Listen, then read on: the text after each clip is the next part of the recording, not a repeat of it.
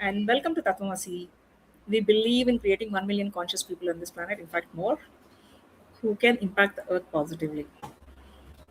Uh, Not long ago, the last episode, we explored about truth about the sound, how frequencies, mantras, vibrations, etc., impact our blueprint, our DNA, literally signaling our DNA to repair, build fat, lose fat, build a muscle, heal a bone, etc. But any architect that knows a blueprint is just isn't until it finds a way to operate itself as a medium. In human temple, the medium is water. We often hear the clinical statistics that 80% of our body is made up of water. We treat it like a we don't treat it very seriously actually. I actually want you to challenge the view today. You're not a liquid, you're not a vessel holding fluid. You're a walking, breathing antenna made up of a liquid crystal. You're a dynamic living ocean recording every single vibration, every single word, every single instance, and every environment that you create as well as you throw yourself into. Um, I would have told you about semantics if I'm not told. Sound waves can organize the grains. Um, Imagine when the grains are getting organized, what has to happen to the ocean within you? Now let's talk about the biology in it, the science, the biological hard drive. To understand how it works, uh, you have to look past your textbook. Modern science is beginning to realize that water inside your cells doesn't behave like a top water that is happening outside liquid. uh, it changes shapes like matrix. It becomes a gel. Scientists call this as the fourth state or fourth phase of water, a state that acts less like a liquid or a fluid, more like a biological battery. Think of structured water as your body's internal hard drive. It's a precise storage mechanism that holds the light, the prana that connects through the breath, and our environment. When we are in alignment, when we meditate, when we chant, we speak to ourselves with absolute clarity and utmost compassion. Our internal water organizes in the form of a hexagonal lattice. The lattice is highly conductive, it transmits energy, uh, it uses its prana for vitality with zero resistance. Now, let's flip the coin.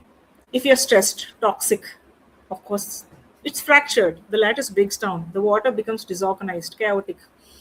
It loses its charge. Your biological hardware has a glitch, and the system begins to lose energy. Instead of conducting energy, there is seepage of energy everywhere.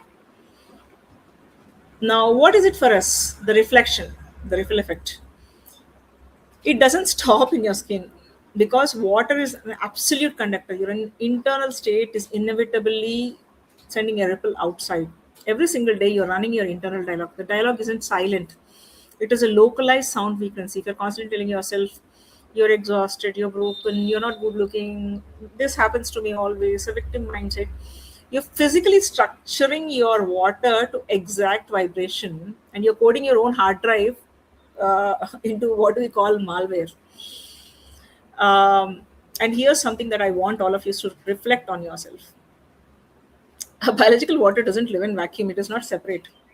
It's always communicating with the water that is on the earth, hydrosphere, with rivers, with oceans, and the rain. And this is called blue mind. That's the reason you say, though moon is very far away, it's still because of its gravity, water is affected, and water, whatever is affected outside, also affects your mind. And you can totally relate to this. When we speak about blue mind, it's a deeply meditative state we naturally sip in when we sit in ocean or listen to any flowing stream. There is not going to be just a physiological relief or something that you feel better about it. Your internal sea is organizing itself, literally kind of synchronizing itself with the external by being externally coherent, collectively coherent. So one drop actually changes the physics of the entire second or entire millisecond period. Now, how do you? Here, I leave you just not just with a thought or an awareness. I want you to do one practice. How do you protect this liquid architecture? How do you maintain a liquid crystal in a state of world designed always to disrupt? We can do it intentionally by daily interventions. Uh, the next time you pick a glass of water, do not mindlessly gulp it down. Stare at it. Hold the glass. You put your intentional gaze towards it, uh, and tell yourself the molecules that you're about to ingest into it, and it becomes a part of you. Then, when the world gets too loud, submerge yourself. Step into a bathtub, or a float tank. Remove gravity. Shut down the external noise. Third, when you feel restless, anxious, or spiritually drained, go to a moving water, stand near the waterfall, walk in the rain, or simply step into the shower with full awareness. The negative ions generated by a moving water are nature's literally scrubbers. They clear the static from your energetic field. Now, I end it with the ocean as drop. You are a magnificent liquid computer. Your thoughts are the code, your brain is the power supply, and your water is your hard drive. Stop letting the chaos of this external world, the energy collectors, and the external noise rewrite what's within you. It's time to close the leaks. It's time to structure your water within. And if you think you can heal the waters of earth, of course you definitely can. We must first honor with absolute compassion and utmost clarity the sanity of water within yourself. Remember, uh, our Vedas have already mentioned it.